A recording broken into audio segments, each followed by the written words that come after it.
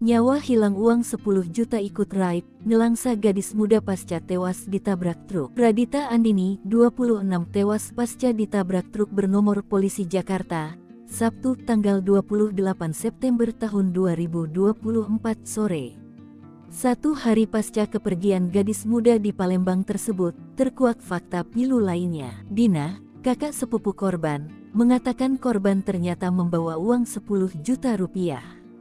Dan, ketika jasadnya sudah berada di rumah sakit pelabuhan, uang tersebut sudah tidak bisa ditemukan pihak keluarga. Kami tak menyangka masih ada orang yang berani mengambil kesempatan dari musibah yang dialami oleh almarhumah, kata Dina ketika disambangi di Rumah 2, Minggu tanggal 29 September tahun 2024. Dina berharap, siapapun yang mengambil uang tersebut masih ada naluri untuk mengembalikannya.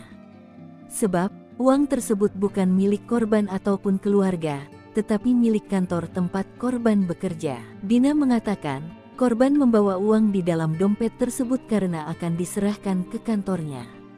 Saat itu, korban diminta mendadak untuk segera datang ke kantor di luar jam kerjanya. Tapi kami lihat di rumah sakit tidak ada lagi dompet, hanya ada laptop, handphone dan tas, katanya. Dina mengenang Radita sebagai pribadi yang baik. Tangis Dina pecah mengenang perilaku korban yang tidak pernah bikin masalah. Orangnya ceria, supel, dan tidak pernah mengecewakan orang di sekelilingnya. Sebelum meninggal, dia menjadi sosok yang sangat ramah. Dia ini juga baru habis ulang tahun, kata Dina. Sebelumnya, Ibtu Arham Sikakum selaku Kanit Gakum Satlantas Polrestabes Palembang mengatakan kecelakaan terjadi di Jalan Kolonel Nur Amin, tepatnya depan halte Kawah Tengkurep, kawasan Bum Baru Palembang. Korban mengendarai motor diserempet truk yang berada di belakang.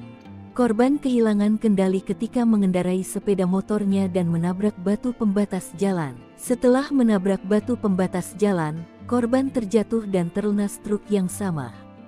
Sopir truk yakni Ahmad Nabil 37 kini diamankan dan dimintai keterangan sedangkan korban sudah dibawa oleh pihak keluarga tadi malam.